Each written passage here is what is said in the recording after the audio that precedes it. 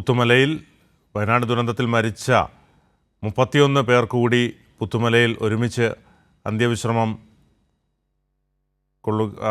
ഒരുക്കുകയാണ്. 158 ശരീരഭാഗങ്ങളടക്കം സംസ്കരിച്ചു. മരിച്ചവരുടെ എണ്ണം 385ആയി. പുത്തുമലയിൽ കഴിഞ്ഞ ദിവസം 8 മൃതദേഹങ്ങളാണ് മറവ് ചെയ്തത്. ഇപ്പോൾ വീണ്ടും 31 പേർക്ക് കൂടി പുത്തുമലയിൽ ഒരുമിച്ച് അന്ത്യവിശ്രമം.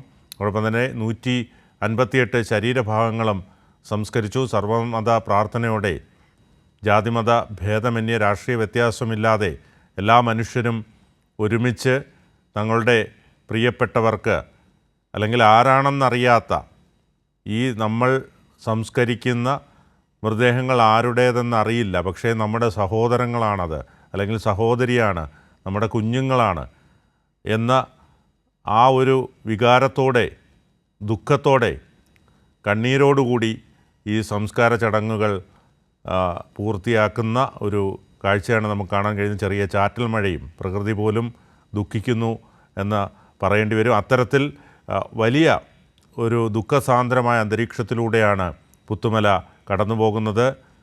ഹൃദയം നുറുങ്ങി, കരൾ പിടഞ്ഞ്, നെഞ്ചുപൊട്ടി ആ ഒരു സംസ്കാര ചടങ്ങുകൾ പുരോഗമിക്കുകയാണ്. ഏറെ വിഷമത്തോടെയാണ് എല്ലാവരും അവിടേക്ക് എത്തുന്നത്. നമുക്കറിയാം, കേരളം കണ്ടിട്ടില്ലാത്ത, സമാനതകളില്ലാത്ത ഒരു ദുരന്തത്തിനാണ് സാക്ഷ്യം വഹിച്ചത്. കഴിഞ്ഞ ഒരാഴ്ചയോളമായി നീണ്ടു നിൽക്കുന്ന ഈ ദുഃഖ സാന്ദ്രമായ അന്തരീക്ഷം, അല്ലെങ്കിൽ തങ്ങളുടെ ഉറ്റവരെ തിരയുക, ഒരു വീട്ടിൽ ഒരാൾ മാത്രം ജീവിച്ചിരിക്കുക, ബാക്കിയുള്ളവർ മുഴുവൻ നഷ്ടപ്പെടുക, അല്ലെങ്കിൽ ഒരു വീട്ടിലെ മുഴുവൻ പേരും നഷ്ടപ്പെടുക.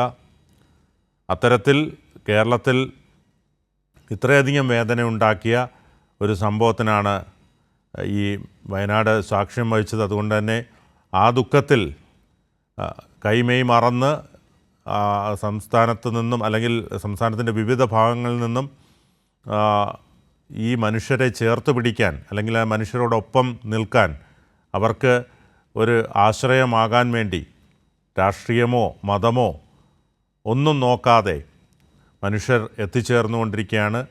സർക്കാരും ഒപ്പം, യാതൊരു ബുദ്ധിമുട്ടുകളുമില്ലാതെ ഇവർക്കൊപ്പം നിൽക്കുകയാണ്. കാരണം തങ്ങളുടെ പ്രിയപ്പെട്ടവരെല്ലാം പോയെങ്കിലും നിങ്ങൾക്ക് ഞങ്ങളുണ്ട് എന്ന ഒരു ഉറച്ച മനസ്സോടെ അവർക്ക് ആത്മവിശ്വാസം നൽകിക്കൊണ്ട് അവരോടൊപ്പം കഴിഞ്ഞ ഒരാഴ്ചയായി നിൽക്കുകയാണ് സംസ്ഥാനത്തിൻ്റെ വിവിധ ഭാഗങ്ങളിലുള്ളവർ. എല്ലാവരുടെയും കണ്ണുകൾ വയനാട്ടിലേക്കാണ്, പുത്തുമലയിലേക്കാണ്. രാഷ്ട്രീയ നേതാക്കൾ, അല്ലെങ്കിൽ സാംസ്കാരിക പ്രവർത്തകരുൾപ്പെടെ എല്ലാവരും അവിടേക്ക് ഇവർക്ക് ആശ്വാസമേകാൻ എത്തുകയാണ്. പക്ഷേ കരളലിയിപ്പിക്കുന്ന കാഴ്ചകൾ തന്നെയാണ് നമുക്ക് പ്രേക്ഷകർക്ക് കാണിച്ചു കൊടുക്കേണ്ടി വരുന്നത്.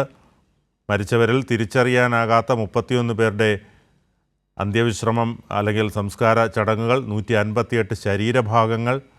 ഒരുപക്ഷെ ഇതാരുടെ കൈയാണ്, ആരുടെ കാലുകളാണ്, ആരുടെ ശരീരഭാഗങ്ങളാണെന്നറിയാതെ ഏറെ ദുഃഖത്തോടെ DNA ടെസ്റ്റും ഒക്കെ നടത്തിയെങ്കിൽ പോലും ഇനി ഇവരെയൊക്കെ തിരിച്ചറിയാൻ കഴിയുമോ എന്ന് പോലും അറിയാതെ അത്ര വേദനയോടുകൂടി കേരളം ഇവർക്ക് യാത്രാമൊഴി ഏകുന്ന ഒരു കാഴ്ചയാണ് നമ്മൾ പ്രളയത്തിൽ ഇത്തരത്തിൽ കണ്ടു, സുനാമിയിൽ ഇങ്ങനെ കണ്ടു. പക്ഷേ ഈ അടുത്ത സമയത്ത് ഇത്രയധികം വേദന ഉണ്ടാക്കിയ, കേരളത്തെ പിടിച്ചുലച്ച ഒരു ദുരന്തം തന്നെയാണ് എന്ന് പറയേണ്ടി വരും.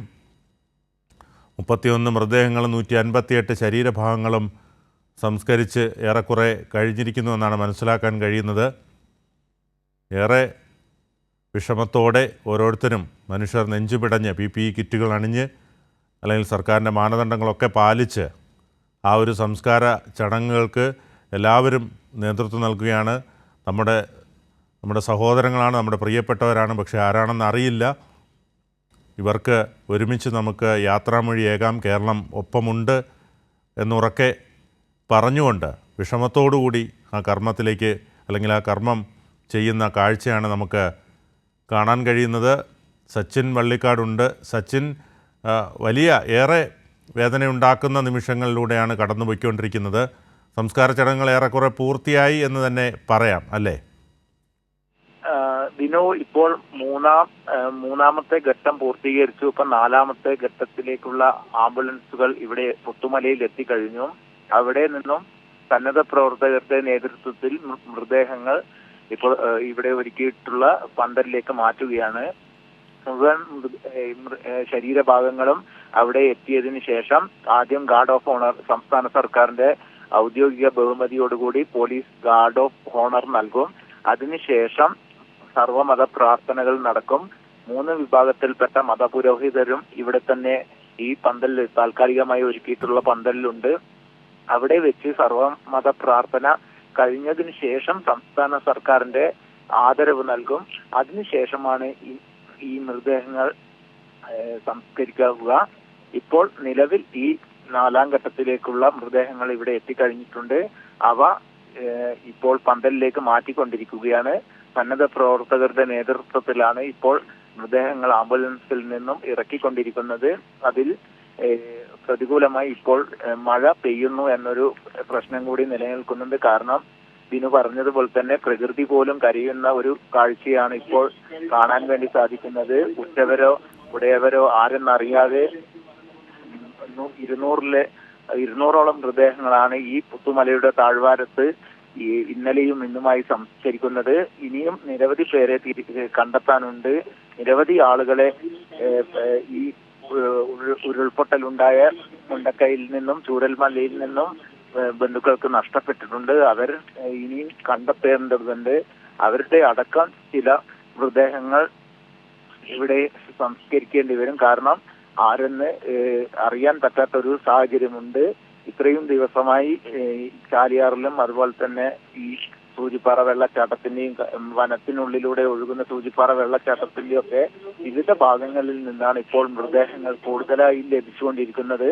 അതിനാൽ ജീർണിച്ച അവസ്ഥയിലായതിനാൽ പരിശോധനാ ഫലങ്ങളിൽ പോലും അവരെ തിരിച്ചറിയാൻ സാധിക്കാതെ ബന്ധുക്കൾക്ക് വരുന്നുണ്ട്. വലിയൊരു നെഞ്ചെടുക്കുന്ന കാഴ്ചയാണ് കഴിഞ്ഞ ദിവസങ്ങളിൽ ഒരാഴ്ചയിലേറെയായി നമുക്ക് വയനാട്ടിൽ നിന്നും കാണാൻ വേണ്ടി സാധിക്കുന്നത്. എന്നാൽ ഇതിനെയൊക്കെ അതിജീവിച്ചുകൊണ്ട് കേരളം ഒന്നാകെ ഇവരെ നെഞ്ചോട് ചേർത്ത് പിടിക്കുന്ന കാഴ്ചയാണ് ഇപ്പോഴും നമുക്ക് ഈ പുത്തുമലയിലെ ചടങ്ങിലും കാണാൻ വേണ്ടി സാധിക്കുന്നത്. കാരണം എല്ലാവിധ ജനങ്ങളും അതുപോലെ തന്നെ യുവാക്കളും ഉദ്യോഗസ്ഥരും എല്ലാവരും ഒറ്റക്കെട്ടായി നിന്നുകൊണ്ട് ഇവിടെ സംസ്കാര ചടങ്ങിലും ഒരുമിച്ച് വയനാട് ജനതക്കൊപ്പം ഉണ്ട് എന്ന് തെളിയിക്കുന്ന ഒരു കാഴ്ച പുത്തുമലയിൽ വെച്ചും കാണാൻ സാധിക്കുന്നുണ്ട്.